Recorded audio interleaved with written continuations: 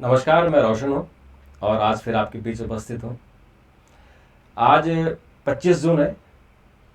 ठीक 46 साल पहले 25 जून और 26 जून की आधी रात को 1975 में इस देश में लोकतंत्र की हत्या कर दी गई थी। आपातकाल लगा दिया गया था। उस वक्त के प्रधानमंत्री इंदिरा गांधी ने उसमें हमारे राष्ट्रपति थे फ़रुखुद्दीन अली अहमद, फ़रुखुद्दीन अली। उनसे उन्होंने आधी रात में साइन कराए और इस देश में इमरजेंसी लगाई। तो इसलिए इस पर आपको चर्चा करने जरूरी है कि ये असल में इमरजेंसी क्यों लगाई इंदिरा गांधी ने। जब लाल बहादुर शास्त्री की का निधन हुआ था तो उस समय इंदिरा गांधी, चूंकि वो जवाहरलाल नेहरू की पुत्री थी, एक राजनीतिक घराने से थी, तो सीनियर लीडरों को छोड़ के इंदिरा गांधी को प्रधानमंत्री बनाया गया। तो उन्हें लगा कि जितने कांग्रेस के सीनियर लीडर हैं, बड़े बड़े लीडर हैं, वो उनका कहना नहीं मानेंगे। तो जब वो प्रधानमंत्री बनी तो उन्होंने एक नई परंपरा शुरू की। ये परंपरा क्या थी कि सारी पावर, कैबिनेट मंत्रियों की पावर अपने आप में ले लो। और एक उन्होंने पीएमओ बनाया था बहुत मजबूत, और उनके जो प्रिंसिपल सेक्रेटरी थे पीएन हक्सर, वो पूरी सरकार को चलाते थे। और पीएन हक्सर ने ही एक ऐसी व्यवस्था कर दी कि सरकार बेसिकली ब्यूरोक्रेट से चलाएंगे, नौकरशाह चलाएंगे, और इंदिरा गांधी उनको निगरानी करेगी। बाकी जितने कैबिनेट मिनिस्टर थे वो सिर्फ एक रबड़ स्टैम्प थे, वो कुछ काम नहीं करते थे। तो वहां से एक गुस्सा शुरू हुआ नेताओं के बीच में, वो रोष बढ़ता चला गया। और इंदिरा गांधी ने 2-3 काम और किए थे। जैसे उन्होंने 69 में बैंकों का राष्ट्रीयकरण किया था। उन्होंने जो प्राइवी पर्स एक कानून था, जो प्रिंसली स्टेट थे, जो रजवाड़े थे, उन रजवाड़ों को अंग्रेजों के जमाने से पेंशन मिलती थी, उनकी पेंशन उन्होंने बंद कर दी थी। तो वो भी सुप्रीम कोर्ट ने उनके खिलाफ वर्डिक्ट दिया था। 1971 में जब जनरल इलेक्शन हुए तो इंदिरा गांधी के खिलाफ बनारस राजघराने के राज नारायण ने चुनाव लड़ा था, और राज नारायण ये चुनाव जीत गए थे। लेकिन इंदिरा गांधी ने, जो कि पावरफुल थी, प्रधानमंत्री थी, तो उन्होंने अपने प्रभाव से चुनाव परिणाम को पलट दिया और वो डिक्लेयर हुई। उसके बाद राज नारायण चले गए इलाहाबाद हाई कोर्ट, और एक केस वहां चलता रहा। और पहला मौका था कि किसी प्रधानमंत्री को हाई कोर्ट ने पेशी पर बुलाया था। उनसे उन्होंने एविडेंस लिए थे, उन कोर्ट में उनको खड़ा करके। तो इंदिरा गांधी के मन में कहीं था कि जो न्यायिक पावर है, जो जुडिशियल पावर है, उसको कम करना है। तो ये मामला चलता रहा। इस बीच उनकी ताकत बढ़ती चली, क्योंकि 1971 में भारत और पाकिस्तान का जो युद्ध हुआ था बांग्लादेश को लेके, बांग्लादेश को इंदिरा गांधी ने आज़ाद कराया था, और पाकिस्तान की 90,000 की फौज को उन्होंने सरेंडर करा दिया था। तो एक जो उनको रणचंडी का रूप उन्होंने धारण किया था, उससे उनकी इमेज बहुत बढ़ गई थी, और अंतर्राष्ट्रीय स्तर पर वो एक पावरफुल लेडी के रूप में खड़ी हुई थी। तो ये तो उनका एक पक्ष था कि वो पावरफुल थी, मजबूत थी। लेकिन जो दूसरा पक्ष था कि वो उन्होंने ब्यूरोक्रेसी को हावी कर दिया था, और जो नेताओं के पावर थे वो सब अपने अपने हाथों में ले लिए थे। उनका पीएमओ बहुत पावरफुल था। 12 जून 1975 को इलाहाबाद हाईकोर्ट का निर्णय आया। जस्टिस जगमोहन ने निर्णय दिया कि 1971 का जो लोकसभा चुनाव था रायबरेली का, वो राज नारायण के पक्ष में दिया, इंदिरा गांधी को हरा दिया। हाईकोर्ट का कहना था कि आपने सत्ता का दुरुपयोग किया, और वो एविडेंस उनके पास थे, हाईकोर्ट के पास। तो उस बेस पे उनका जो चुनाव था वो निरस्त हुआ। तो इंदिरा गांधी को ये बर्दाश्त नहीं हुआ, और उन्होंने उसी को आधार बना के, उससे पहले 1974 में इंदिरा गांधी के खिलाफ पूरे देश भर में राज नारायण और जो देश भर के अन्य लीडर थे, उन्होंने एक अभियान चलाया था संपूर्ण क्रांति के नाम से। संपूर्ण क्रांति बहुत बड़ा आंदोलन चला था, वो आंदोलन पीक पर था।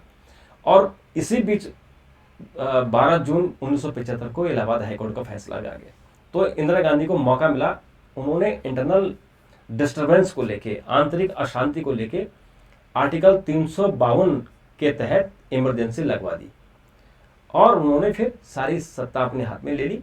और उसके बाद उन्होंने जितने लीडर थे, चाहे वो जॉर्ज फर्नांडिस हो, जेपी नारायण हो, मोरारजी भाई हो, चौधरी चरण सिंह हो, अटल बिहारी वाजपेयी, लाल कृष्ण आडवाणी और जो उस समय के जेपी आंदोलन के यंग टर्क थे, जैसे लालू प्रसाद यादव हैं, रामविलास पासवान हैं, रविशंकर प्रसाद हैं, अरुण जेटली दिल्ली में थे, इन सब लोगों को जेल में ठूंस दिया गया। इमरजेंसी पूरा 21 महीने चली, यानी 25 और 26 जून की रात को शुरू हुई और 21 मार्च 1977 को इमरजेंसी खत्म हुई। तो उन्होंने, इंदिरा गांधी ने क्या किया था इस इमरजेंसी में, एक तो उन्होंने 22 जुलाई 1975 को संविधान में संशोधन किया और कोर्ट की जो न्यायिक शक्तियां थी, जो उनकी न्यायिक समीक्षा की शक्ति थी, उसको उन्होंने विड्रॉ कर लिया। यानी संविधान में जो न्यायिक पावर है, जो किसी भी, अगर आप संसद से कोई भी कानून बनाते हैं तो उस कानून के समीक्षा करने का अधिकार सुप्रीम कोर्ट को है। तो इंदिरा गांधी ने उस अधिकार को खत्म कर दिया 38 अमेंडमेंट के जरिए। फिर उन्होंने 39 अमेंडमेंट किया 2 महीने बाद ही, और उसमें उन्होंने ये तय कर दिया कि अगर कोई प्रधानमंत्री है तो उसके चुनाव को कोई चैलेंज नहीं कर सकता। यानी वो चाहे वो अपनी ताकत से जीते, चाहे छल से जीते, चाहे अपनी लोकप्रियता से जीते, अगर वो जीत गए तो उसको कोई चैलेंज नहीं करेगा। फिर उन्होंने संविधान में 40वां, 41वां और 42वां संशोधन किया। और इस संशोधन में जो महत्वपूर्ण बात थी कि जो हमारे संविधान में हमारे मौलिक अधिकार हैं, हमारे फंडामेंटल राइट्स हैं, आर्टिकल 12 से लेकर और आर्टिकल 35 तक, यानी 12 से लेकर 35 तक हमारे मौलिक अधिकार हैं। तो उन्होंने कहा कि इन मौलिक अधिकारों से ज्यादा नीति निर्धारक सिद्धांत है, जो हमारे फंडामेंटल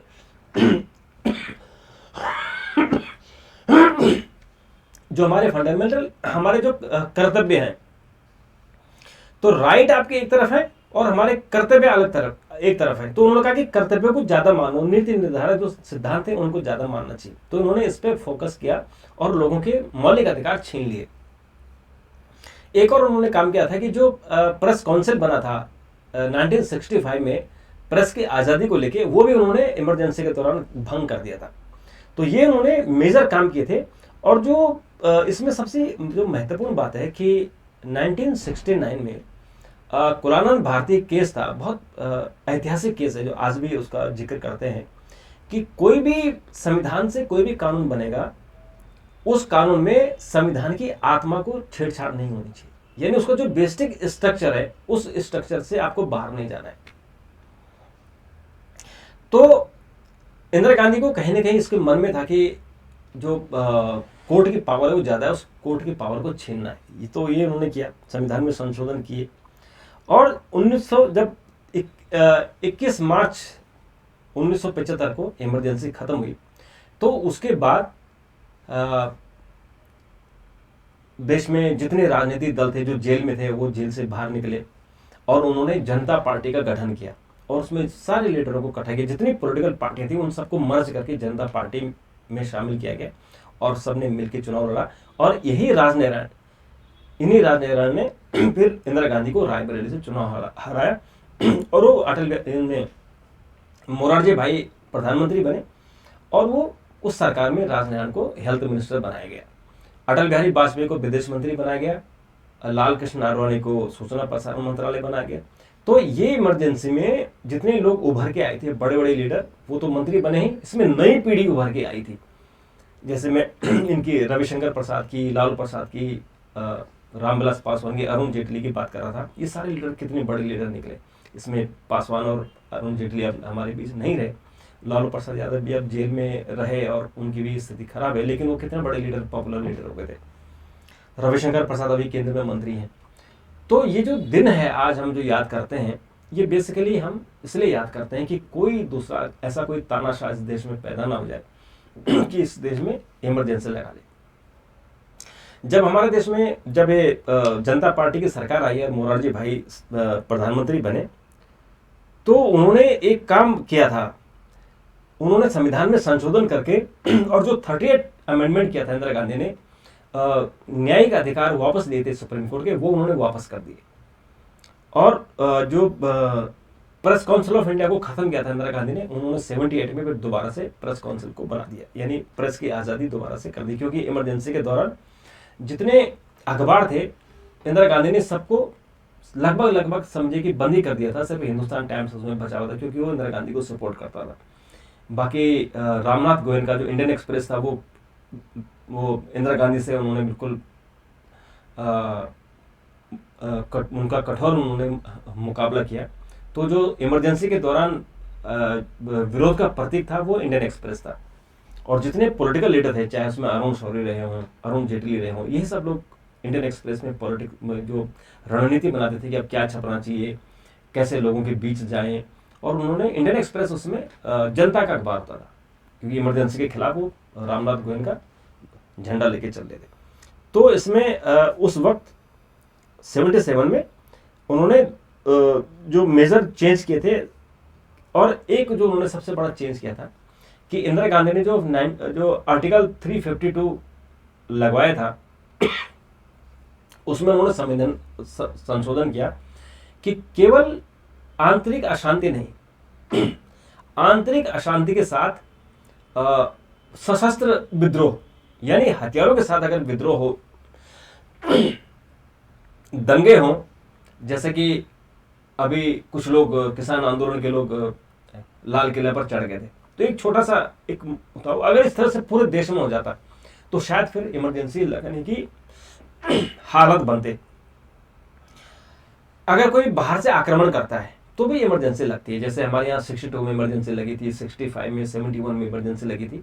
उस इमरजेंसी का पता नहीं चला, क्योंकि वो इमरजेंसी इसलिए लगती थी कि अगर बहुत बड़ा आक्रमण हो गया तो हम उसको कैसे रोकें और लोग अपने अधिकारों की बात ना करें। तो उसमें लोगों को पता नहीं चला। इसके अलावा जब देश में कोई आपदा होती है, पैंडेमिक आता है, जैसे अभी इसमें हम कोरोना पैंडेमिक से गुजर रहे हैं, अगर मान लीजिए हालत अभी भी हमारे यहाँ आपदा कानून लागू है, पर अगर सरकार चाहे, अगर लोग कहना ना माने, तो सरकार इमरजेंसी लगा सकती है। तो इमरजेंसी लगाने के अपने तरीके हैं, लेकिन उस वक्त जो इमरजेंसी लगाई गई थी वो सिर्फ इसलिए लगाई गई थी कि इंदिरा गांधी चुनाव हार गई थी, और उस चुनाव में वो हार को उसने स्वीकार नहीं किया, इसलिए इस देश पर उन्होंने इमरजेंसी लगाई, इस देश पे काला कलंक लगाया। और उसमें जो उनके पुत्र थे संजय गांधी, वो बढ़ चढ़ के हिस्सा लेते थे। तो आज के दिन को हम इसलिए याद करते हैं। तो इसलिए आज मेरा आपके सामने आने का मकसद ये था कि हम आज के दिन को याद करें, और हमारी जो युवा पीढ़ी है, जो जिनको इस सब चीज़ों के बारे में पता नहीं है, उनको पता होना चाहिए, और वो ऐसे लोगों पे नज़र रखें जो तानाशाह हैं, जो कभी भविष्य में तानाशाह हो सकते हैं इस देश में, फिर हमारे लोकतंत्र पे कलंक लगा सकते हैं। ऐसे लोगों से सतर्क रहें। तो आज के लिए इतना ही, कल फिर आपसे मुलाकात होगी, तब तक के लिए नमस्कार, धन्यवाद।